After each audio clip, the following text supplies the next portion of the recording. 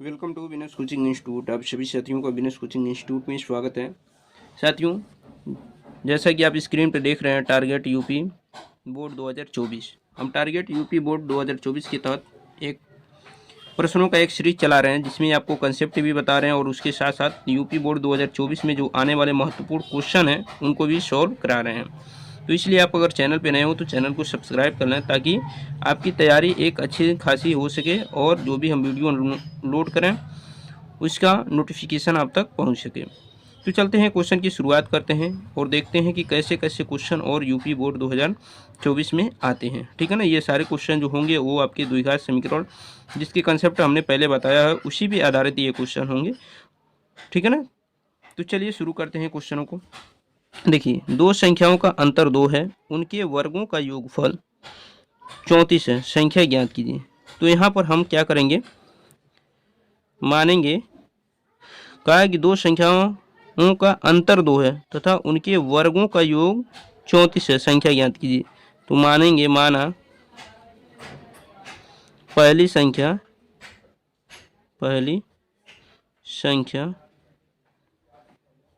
x है। ठीक है ना।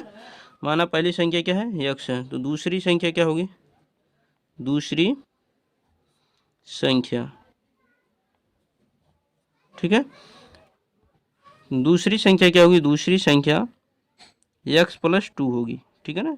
दूसरी संख्या क्या होगी, x+2, क्योंकि दोनों का अंतर 2 होना चाहिए। तो अगर पहला x माना है तो दूसरा क्या होगा, x+2, तभी इनका अंतर 2 होगा। अब कह रहा है तथा उनके वर्गों का योग 34 है। तो उनके वर्गों का योग यानी x का वर्ग और प्लस x+2 का वर्ग, इन दोनों का वर्ग कितना है, 34 है। ठीक। अब यहाँ से हम सॉल्व कर लेंगे और x का मान निकालेंगे, वही हमारी क्या होगी, पहली संख्या। तो देखिए, यहाँ से होगा x², ये प्लस बी का होल स्क्वायर है, तो a² plus b² plus 2ab यानी 4x हो जाएगा और इक्वल टू 34। अब x² हो जाएंगे 2x² प्लस 4x, ये -34 होंगे और प्लस ये 4 है, इक्वल टू 0। जब आप इसको सॉल्व करेंगे तो देखिए 2x² होंगे प्लस 4x, 34 में से 4 को माइनस करेंगे तो क्या होगा, -30, इक्वल टू 0। अब क्या करेंगे, 2 कॉमन ले लेंगे, तो यहाँ से क्या मिलेगा, x² plus 2x plus 2x minus 50 equal to 0। ठीक है ना। अब इसके बाद इस 2 को 0 में ले आके भाग कर देंगे, तो यहाँ से मिलेंगे x² plus 2x minus 50 equal to 0।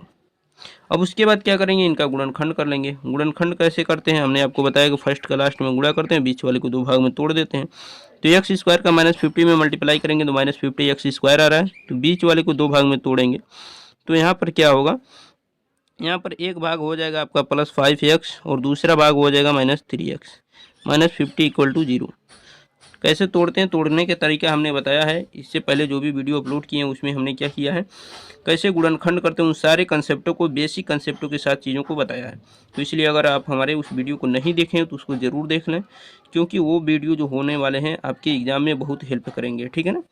तो चलिए यहाँ पर हम कॉमन लेते हैं, यहाँ से x कॉमन हो जाएगा, तो x प्लस यहाँ बन जाएगा 5, इन दोनों में -3 कॉमन ले लेंगे, तो यहाँ से बनेगा x प्लस 5 इक्वल टू 0। देखिए x प्लस 5 आपको कॉमन दिख रहा है, तो x प्लस 5 कॉमन हो जाएंगे, यहाँ से मिलेंगे x और यहाँ से मिलेंगे -3 इक्वल टू 0।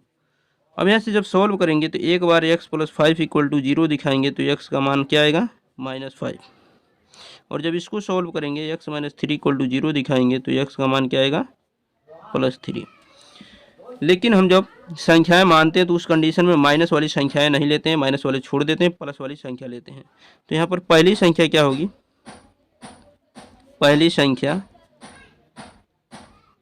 बराबर 3 और दूसरी संख्या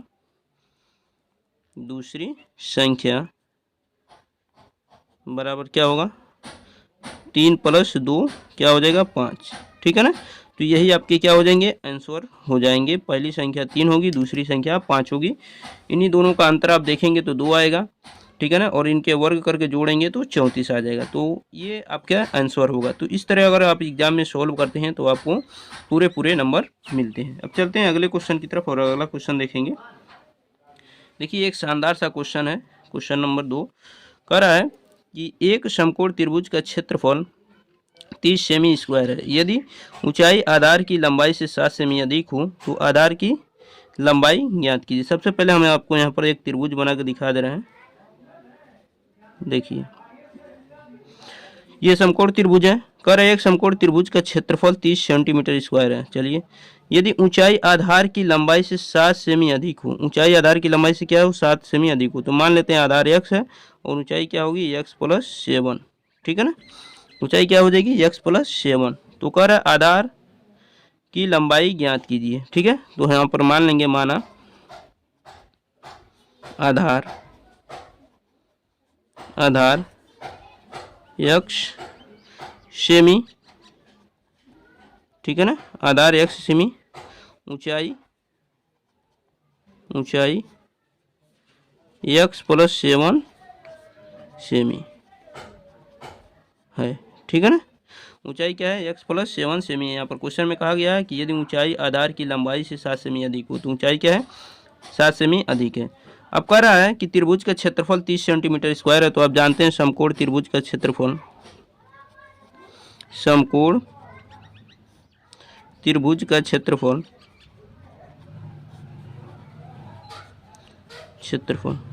क्या होता है 1/2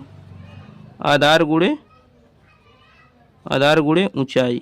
क्या होता है आधार गुणे ऊंचाई। ये समकोण त्रिभुज का क्षेत्रफल का फार्मूला होता है। तो यहाँ से देखिए 1/2 आधार है x और ऊंचाई क्या है x+7। ठीक है, और इसका क्षेत्रफल दिया गया है 30। अब यहाँ से सॉल्व कर लेंगे। 2 का 30 में गुणा करेंगे 60 हो जाएगा, x का x में गुणा करेंगे x स्क्वायर, x का 7 में 7x। उसके बाद हम 60 को इधर माइनस करेंगे तो x square plus 7x minus 60 equal to 0। ठीक है ना, अब इसका हम गुणनखंड कर लेंगे। गुणनखंड करने का तरीका क्या है कि फर्स्ट का लास्ट में गुणा करते हैं, बीच वाले को 2 भाग में तोड़ते हैं।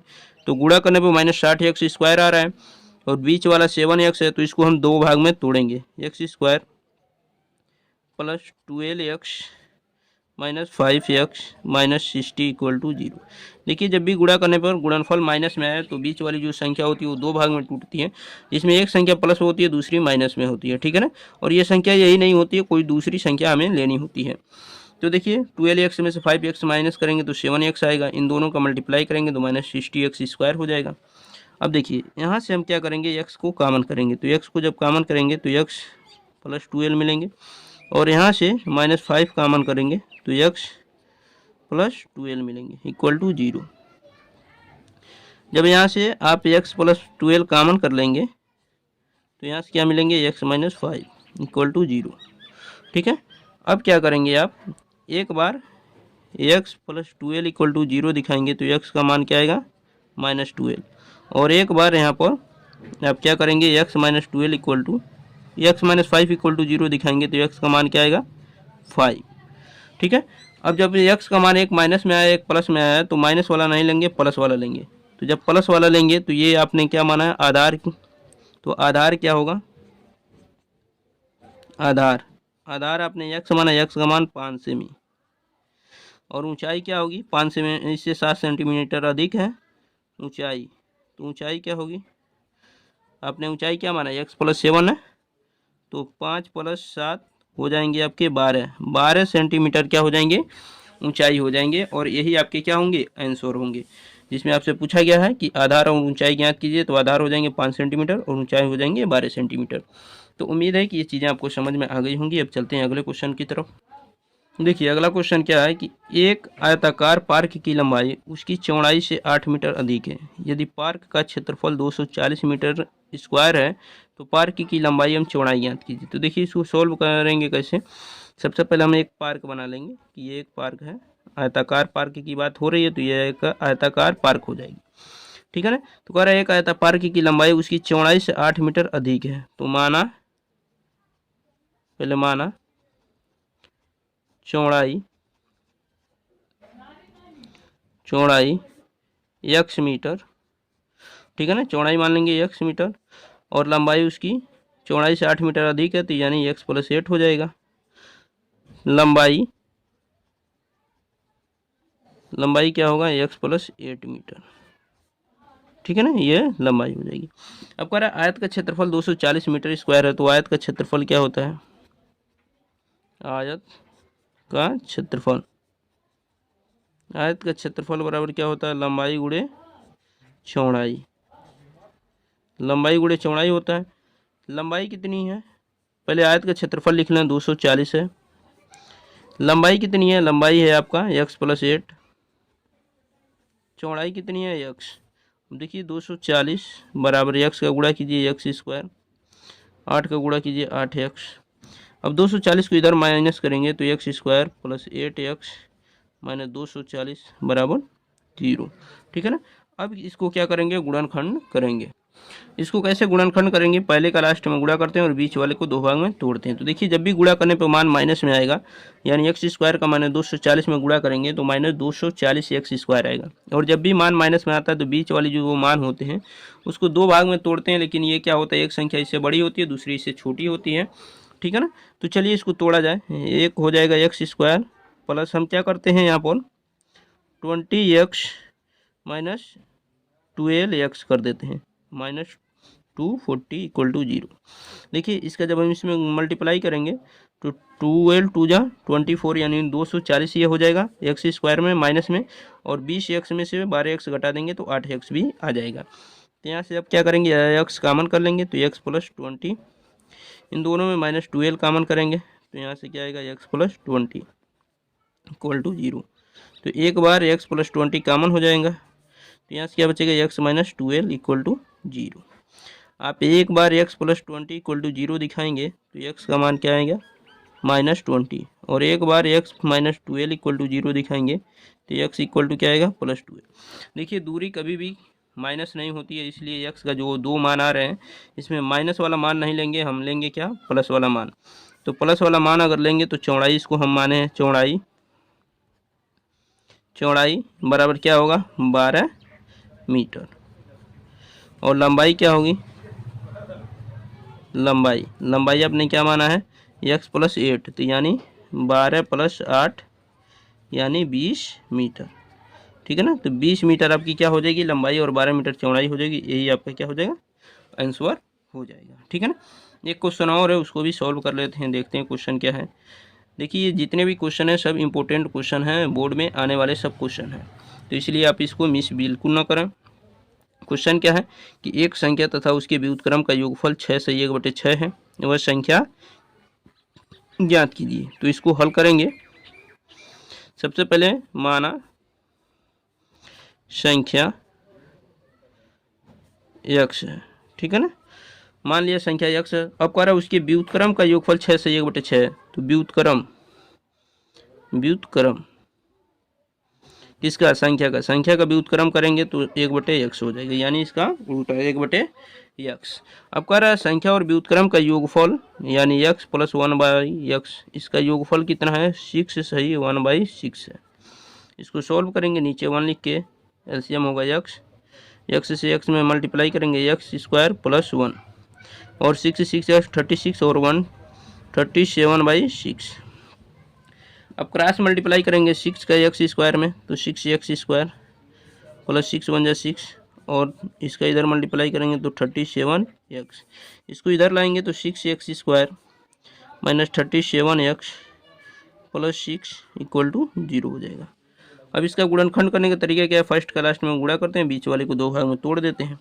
तो फर्स्ट का लास्ट में गुणा करते हैं तो 36x² आ रहा है, बीच वाले को दो भाग में तोड़िए, x² - 36x - x + 6 = 0। देखिए इन दोनों का गुणा करेंगे तो +36x² हो जाएगा, और इन दोनों को जोड़ देंगे तो -37x हो जाएगा। इसमें से हम क्या करेंगे, 6x कॉमन कर लेंगे, तो यहाँ से क्या बचेगा, x - 6, और यहाँ से -1 कॉमन कर लेंगे तो x - 6 यहाँ बचेगा = 0।